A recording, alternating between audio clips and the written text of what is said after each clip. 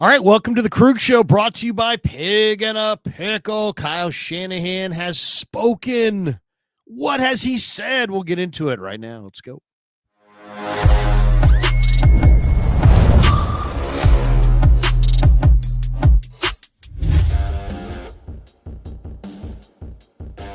Off and running Monday afternoon. Hope everybody's having a good one. Happy November the 10th, day after the Rams ripped the Niners. Oh, it was ugly.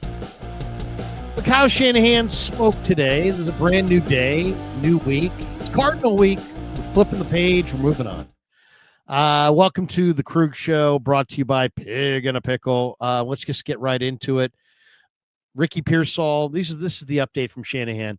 Ricky Pearsall is expected to practice on Wednesday, so he'll be back. Brandon Aiyuk's practice window will not be open this week. Kyle thought the offensive line played pretty good. No new injuries to report still. What else? We're capable of winning against any team in this league if we play our game. We're capable of losing to every team in this league if we don't play our game. All right. It's just big coach speak. And Asante Samuel Jr. visited for a tryout. We just want to see where he's at. So that's pretty much the long and the short of the update today. Let's get into a couple of the details. Okay, one on Ricky Pearsall. Ricky Pearsall's a PCL injury. He hasn't played since he banged his knee on the turf 2 months ago, it seems like. It's been a while. I don't know what he's going to be able to contribute. We'll see. I'll say this. The Niner receivers are slow. How slow are the Niner receivers? Well, I mean, it's really blatant. I mean, I would say the 49ers have the slowest collection of receivers in the league, especially when there's no Jordan Watkins, no Ricky Pearsall, and no Sky Moore. Here are the 40 times of the guys who were receivers for the Niners this weekend.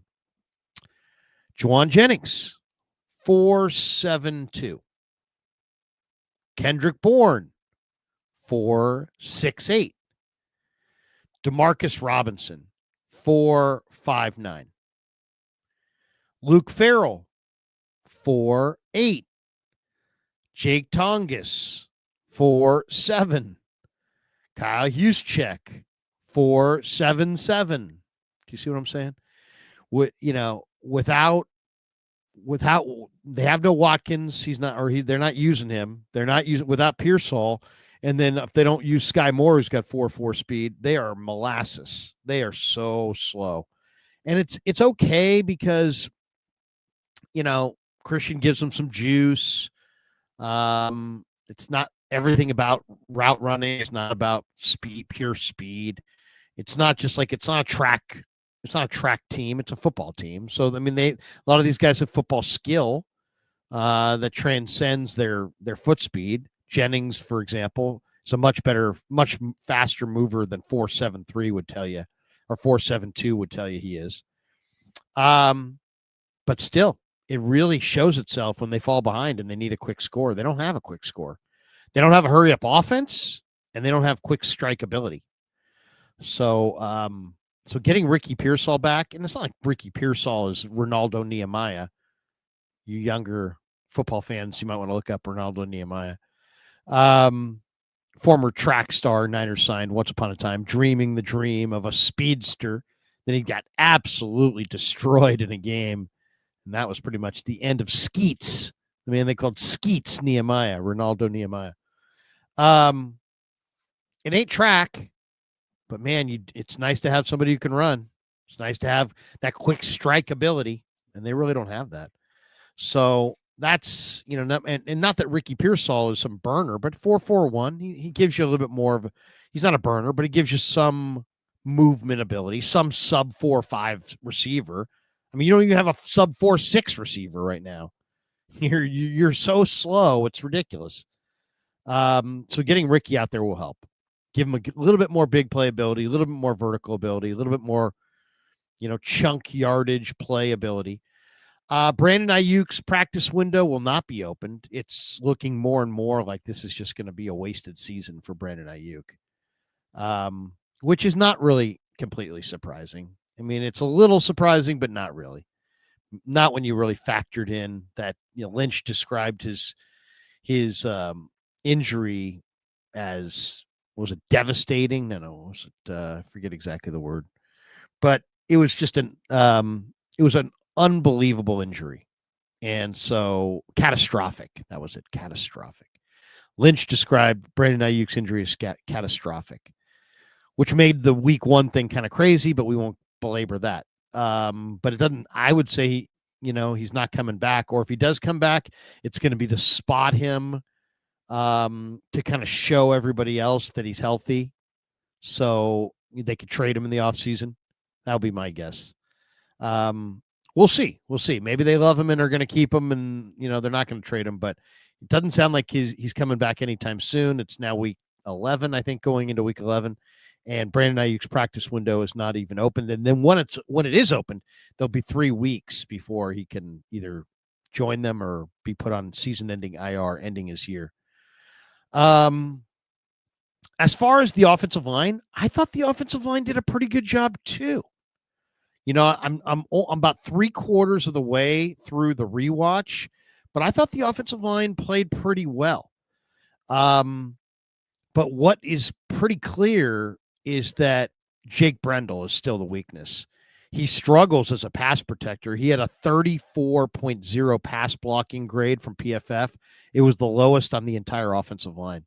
And then if you go back and look at his tape and this tape against the Rams, his guy, the guy that he was blocking, made 8 tackles.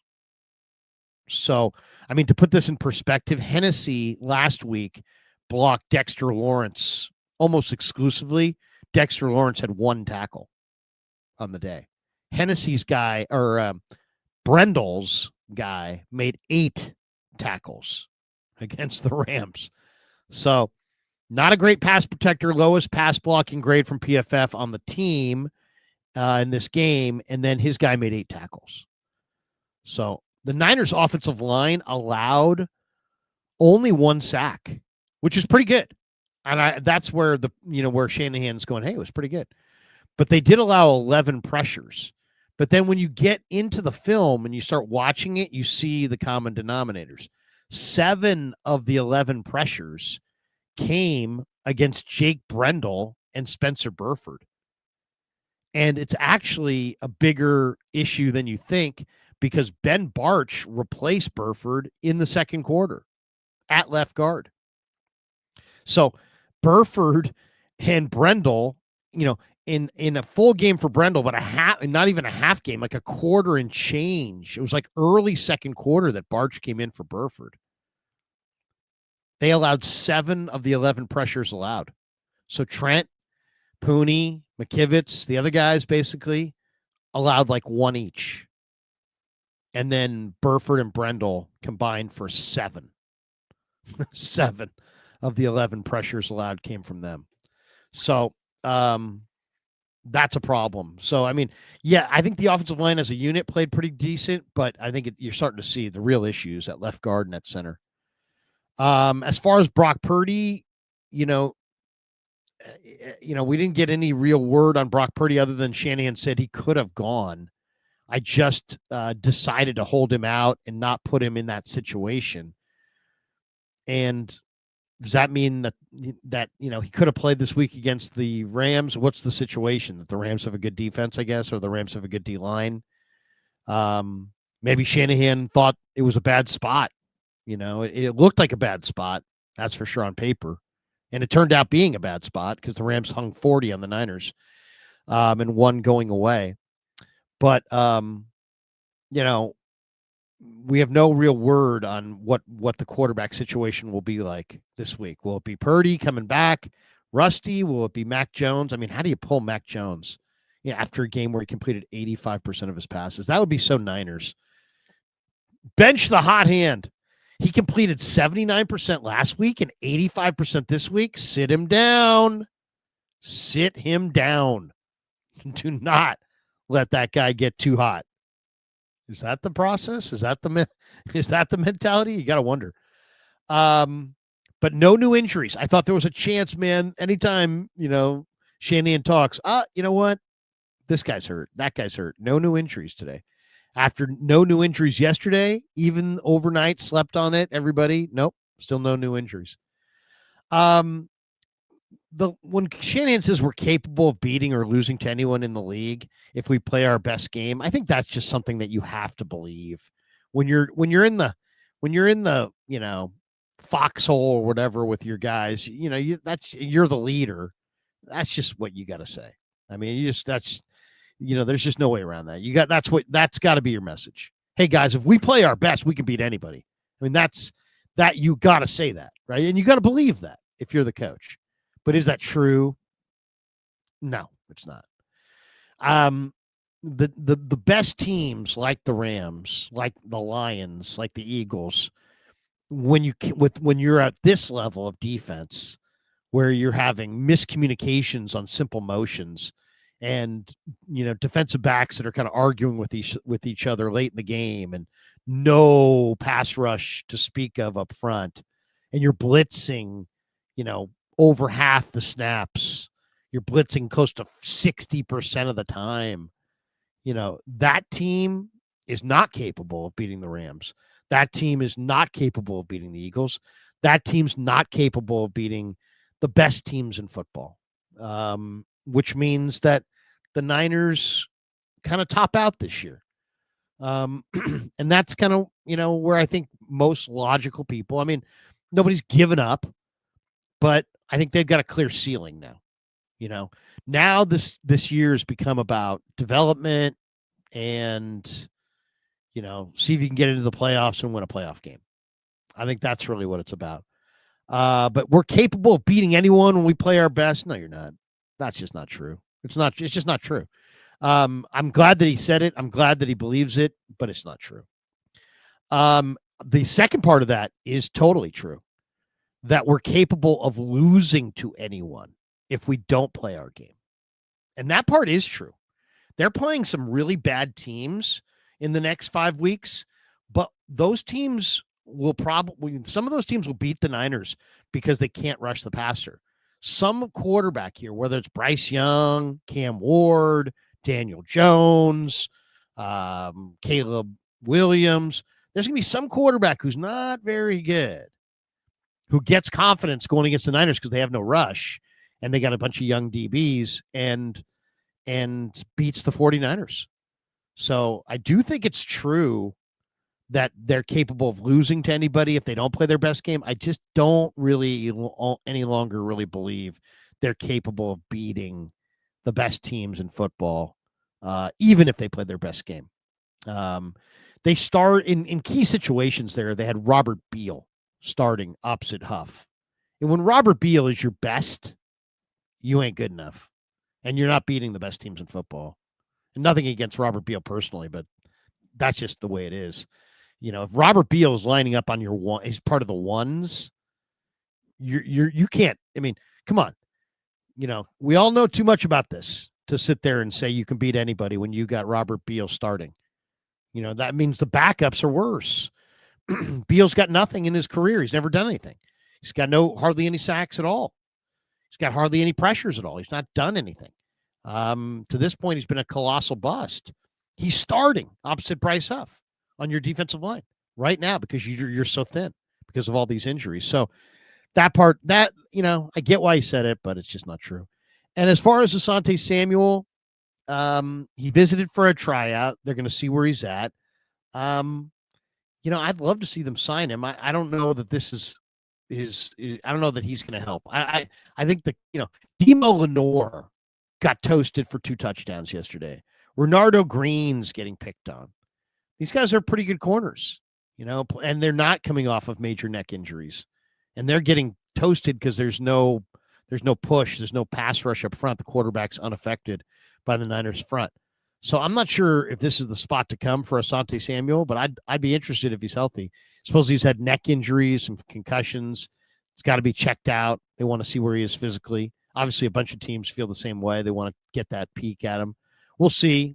I wouldn't hold your breath on that one. That's what I would say about that. I wouldn't hold your breath on Asante Samuel. Just because there's a bunch of teams interested and like, look, if you're not willing to make a trade when you desperately need pass rush, why would you spend any of your money to outbid other teams for a corner, a veteran corner? Why? So it just doesn't make sense. It just doesn't make sense. So we'll see. I mean, if the Niners had lost Renardo Green or Lenore or Stout, and they, it'd be one thing, but they didn't. And so now it's just a matter of, do you like Asante Samuel Jr. more than your backup corners? Maybe. But really what I'm saying is Darrell Luter's development is probably more crucial than Asante Samuel's upgrade off Darrell Luter. So, there you go. We've got 49er Empire in here who's interpreting what I'm saying. He says 49er Empire 83. So basically what Larry is saying is that we're going to go to the playoffs, but we have no chance of winning because we can't beat better teams than us. So what's the point? I don't know about what's the point, but going to the playoffs and doing something. I mean, look at it this way. You do have a lot of young players.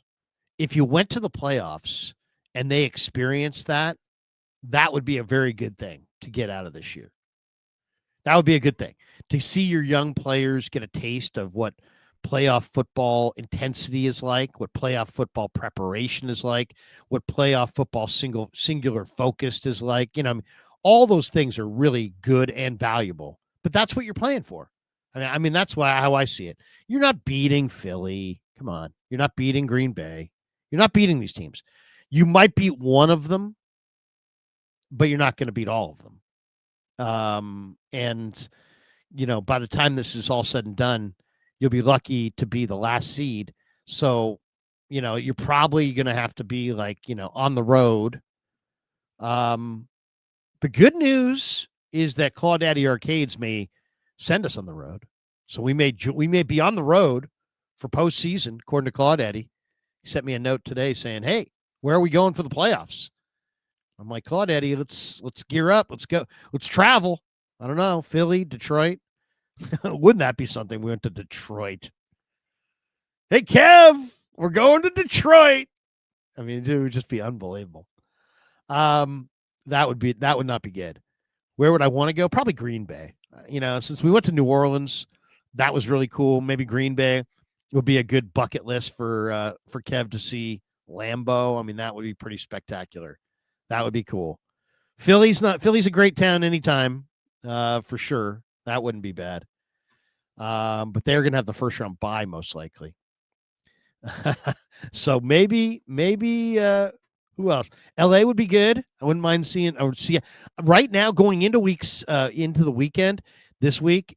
If the Niners had gone to the playoffs, they would have been they would have been playing as the 6th seed, and they would play Seattle in Seattle.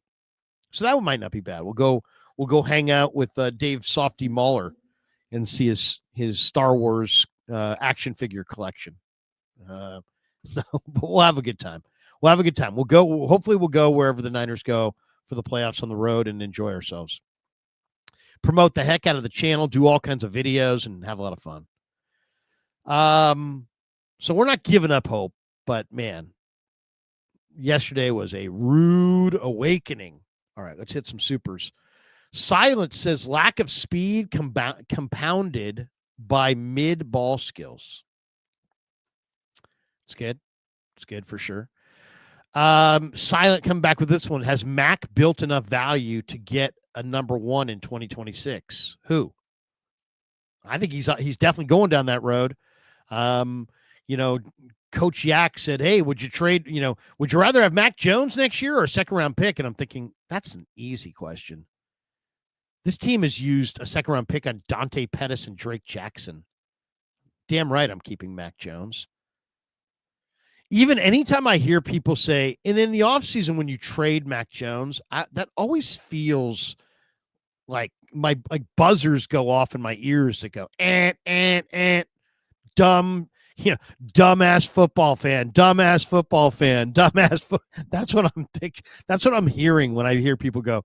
And in the offseason, when you trade Mac, yeah, because getting a quarterback like Jones who could be this accurate.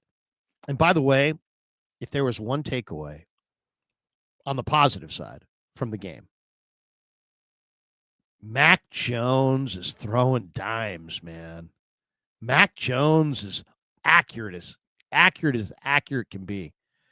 And I don't know why I should be surprised. He completed 77% of his passes 1 year at Alabama. His first full year as a starter, he completed almost 70%. His second full year as a starter, he completed 77%. So he had 79% last week against the Giants at MetLife. And yesterday against the Rams and their killer defense, which is, I don't know if it's the best defense, but it's one of the best defenses. 85%. 85%. And not only that, he puts it on your hands. It's crazy. I mean, watching it is really something. There was one play where he got some pressure in his face. It was off the front side pressure. Defensive end got 3 steps on him and was basically bearing down to sack Jones. But he had an offensive guy in the flat on the same side. But he had to throw it through the defender and ignore the fact that the defender was like a step away from smoking Mac Jones with a big hit. And he still shot it out there with zip and put it on the receiver's hands in stride. And I looked over at Todd Husak, who's sitting next to me, and I'm like, bro, that was accurate considering what was going on there. I mean, I'd have to go back and find that play.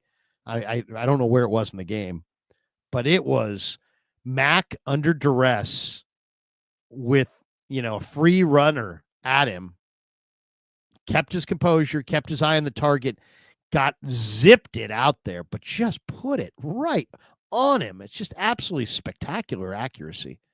So Jones's accuracy is just amazing to watch. Really, he's playing.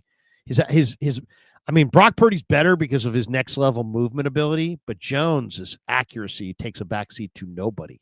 Nobody. Jim Washington says, why is Kalia Davis starting? He's terrible. Go ahead. You got somebody better? Put him out there. Who's better? Who's better than Kalia? Kalia's actually played really well. He's actually the one guy that gives you a little bit of pass rush and a little bit of run D. To me, he's probably been there, as far as a pass rushing interior player. I think he's probably been the best player outside of McKell as far as pass rushing interior guy.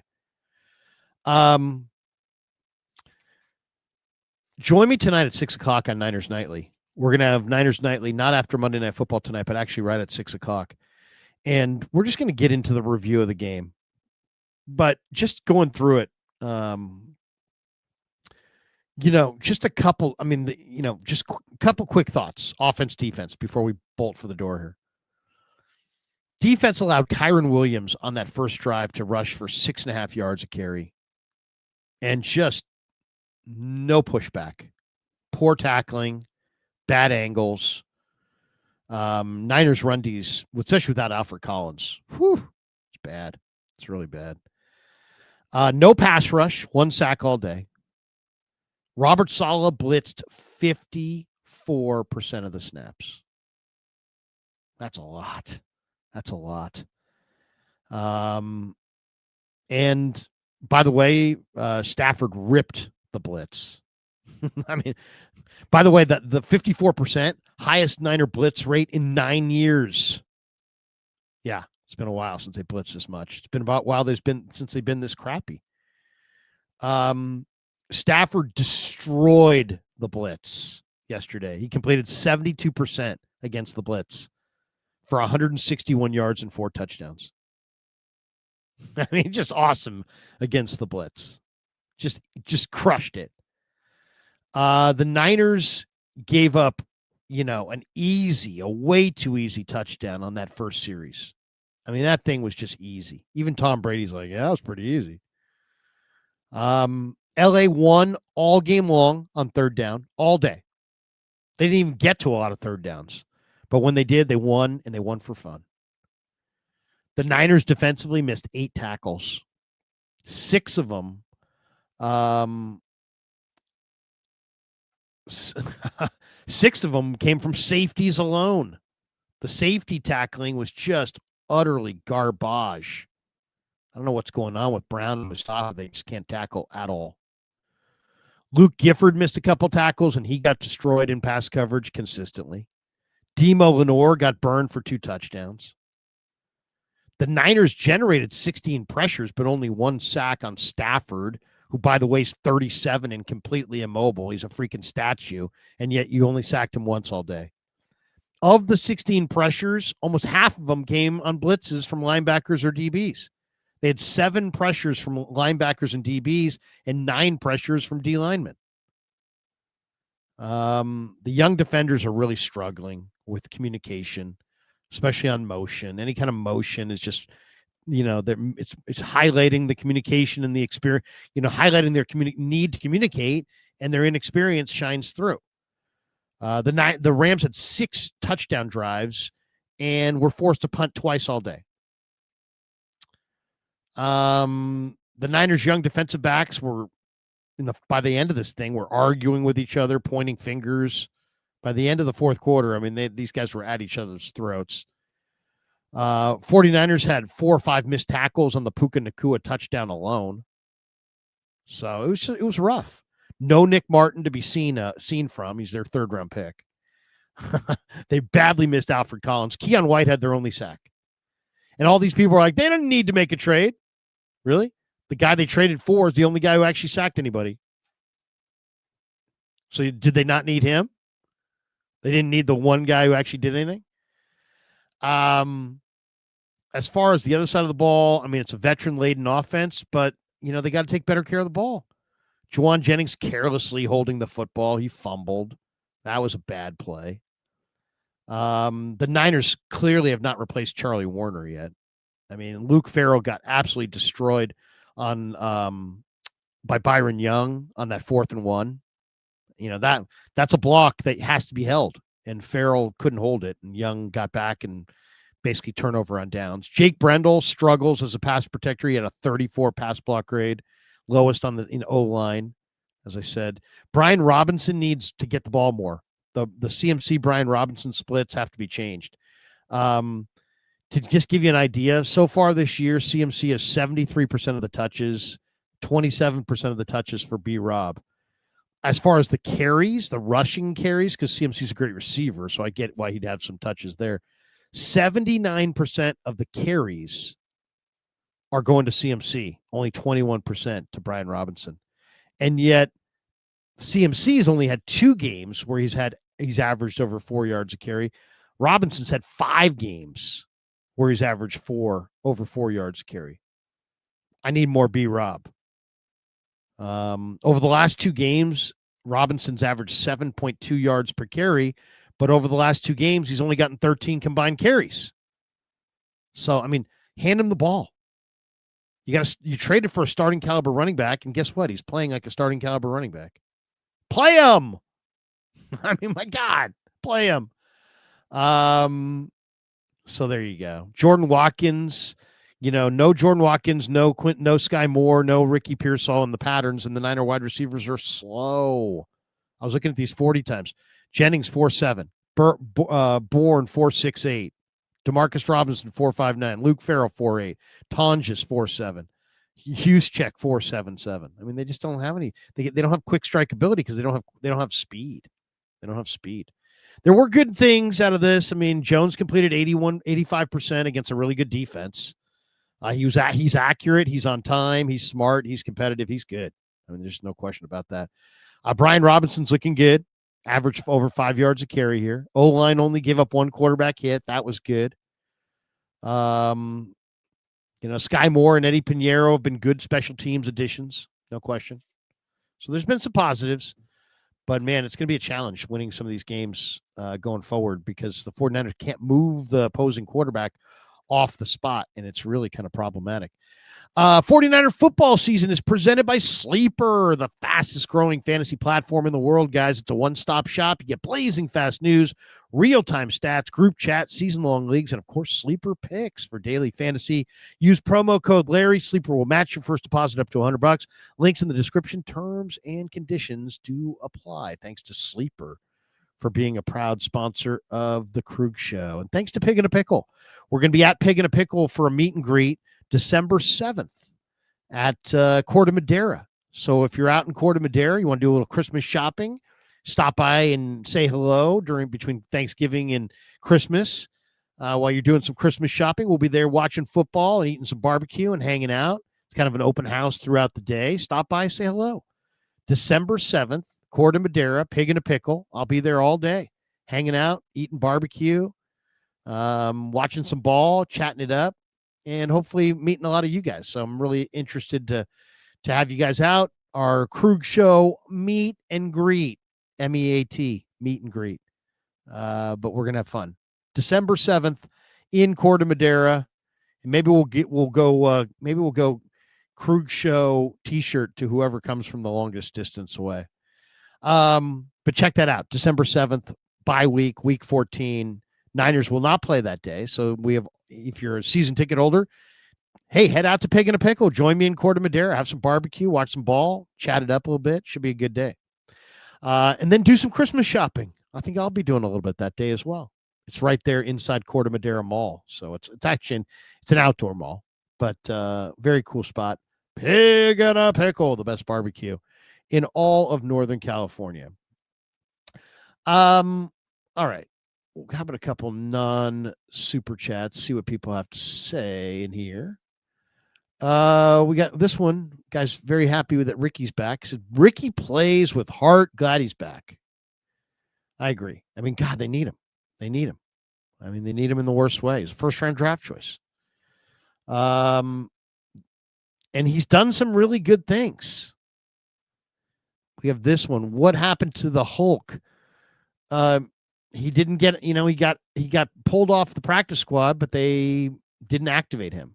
So they're only going to activate a certain number of guys. They usually want, 10 D linemen, 5 ends, 5 tackles, or 9 D linemen, 5 tackles, 4 ends, or 5 ends, 4 tackles. I'm sure he just got caught up in a numbers game. Jesse in here says, Juwan Jennings is freaking killing us. Should have traded his, what?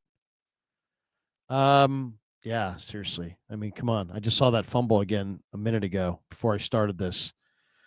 Oh, man. I mean, hold on to the ball. Hold on to the ball. That was a crushing turnover. Really was. Be nice if the Niners had some kind of a form of a speed up too. It's like they don't have a lot of speed. Doesn't mean you can't hurry it up. 49er Empire, you're the effing man, Larry. Tip of the effing spear. Thank you. If you had ripped me, I probably would have still put it up there, right? Maybe not. But you never know. Sometimes I'm a glutton for punishment. We got this one as well. If I can just click on it. Sort of. I clicked it over there. But wait a second. Maybe I got to do this. Do that. There we go. Now. Well, that's still not on the screen. I'm calling it up. Here we go. I guess I'll find it in the queue. There it is. Jay. What's up, Jay? Jay Odyssey says, Krug, are you concerned that the rookies may be close to hitting the wall? This is the first time they've played this much football, especially at this level. It requires a certain strength to play. No, Jay, you're totally right on. I was looking at it this way. Plan for half a year. Plan for half a year. And that has been my experience, is that plan for half a year. It may be the first half, and then the guy peters out by now, and he's done for the year, like a Mikael Williams. Mikael Williams was a major player for the Niners in the first half of the year, but he's not going to play in the second half.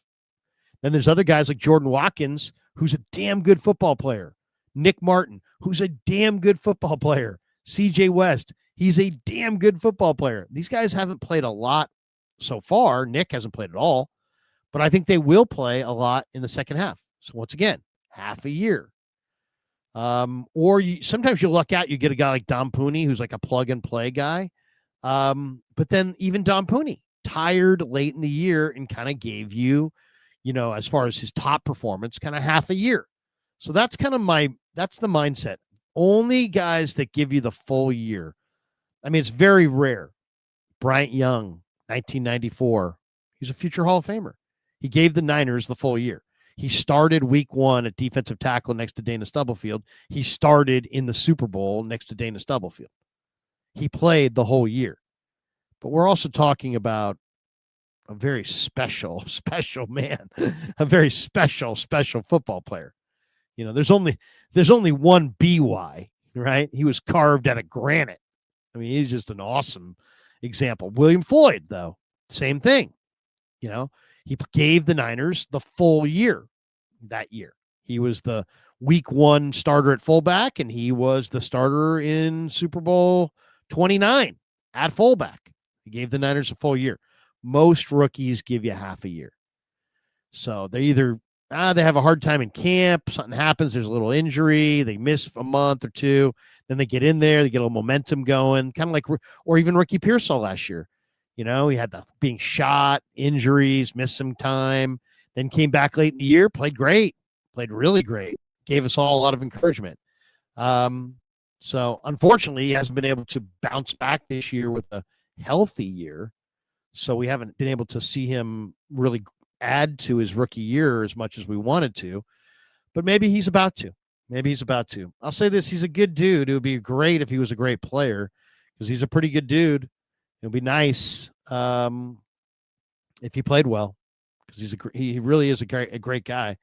Ripper 925 says, Larry said it before, this 2025 draft class had to be the one. Otherwise, it's going to be bad. Yeah, I mean, there's no question. We talked about this. Once the Niners sat out veteran free agency, then it became about the draft. Where if you said to me, what was the Niners' biggest mistake of the offseason?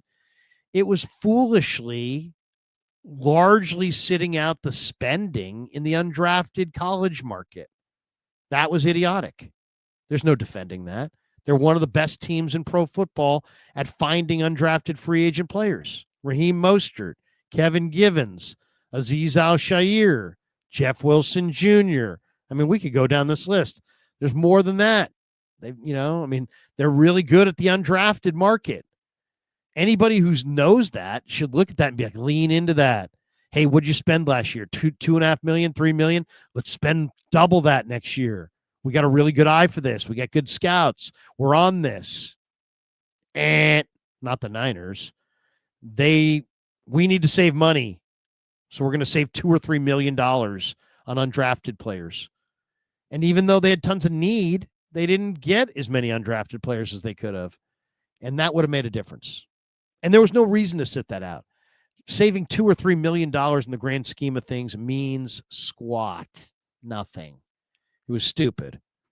It's indefensible is what it is. And nobody's tried to defend it. They just don't want to talk about it. Let's pretend hopefully nobody notices. And there's enough yes men and sycophants that nobody brings it up. So there you go. Niner Goat. Larry, Walter Nolan showed more promise in 2 games than Mikel has shown all through 9. Let's not even bring up Jalon Walker, baller. Oh, I know. And those were the 2 guys that I was like, hey, man, Jalon Walker, Walter Nolan. Do you want the interior special guy? You want the edge special guy? And the Niners invented a third category. Let's have the edge guy who's built like an edge rusher, but is designed to play inside. And he's going to be good in a rotation, but not as good as those guys who went later. I mean, to me, the other one that was also the no-brainer was you could have gone Tyler Warren. How great would the Niners be right now? They wouldn't even be missing Aiyuk if they had Tyler Warren. Tyler Warren has stepped into the NFL, and he's right there next to McBride and Kittle and Kelsey as like the best tight end in the game. He was on the board for you there at 11. You love to use the tight end. By the way, the Rams' usage of tight ends is really nice. I mean, they drafted Davis Allen out of Clemson. They have Higbee. They picked up Ferguson out of Oregon. they were really good yesterday in 3 tight end sets, and the Niners looked confused by how to defend it. And it's amazing, too, when you think, they're putting all these tight ends on the field, and you're defending them with safeties and DBs. Hug up on them. Take away the space. Nope. Lots of space there. There was lots of space there.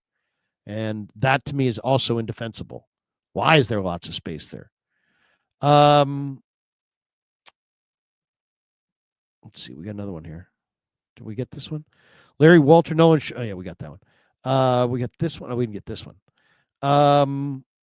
DKM_4980 has become a YouTube member. All right. We always give our YouTube members a little clap. Way to go, bro. Glad to have you with us. All right. That's going to do it for us. Just a quick in and out. Hope you guys enjoyed it. I usually was planning on going a half hour, but we went 40. Join me tonight at 6 o'clock for Niners Nightly on the radio on KMBR 680 AM, 104.5 FM. We'll talk a lot about this game. We'll get into a lot of these thoughts and expand them. We'll take some phone calls at 808 KMBR, and I believe Kerry Crowley might even jump in at the end for a little cross talk before we hand it over to him. So listen for that between 6 and 7 tonight on These Sports Leader. Also, let's see. And then tonight, after the Monday night game, I just got a note here. Dieter and I will he says he's got his baby up until 5 a.m. every morning, so he can't go too late. So we're going to go roughly post Monday Night Football around 8:30 or 9 till about 10:30. So about 90 minutes with Dieter. Dieter is an awesome guy to stream with because he's got strong opinions. We don't always agree. I have strong opinions. As I just said, we don't always agree. Sometimes we get mad at each other, but you know what? I really love Dieter. He's fantastic. So anyway, that's going to do it for us. Thanks to Pig and a Pickle. Thanks to Sleeper for being a proud sponsor of the Krug Show. And thanks to all of you for supporting the Krug Show on YouTube. We have our official end of the stream. Since it is a live stream, we can actually play the close. All right, here it is. Yeah, never met a man I've been scared of. Careful, you gon' get exactly what you asked for. Here for whatever you bring me, getting handled.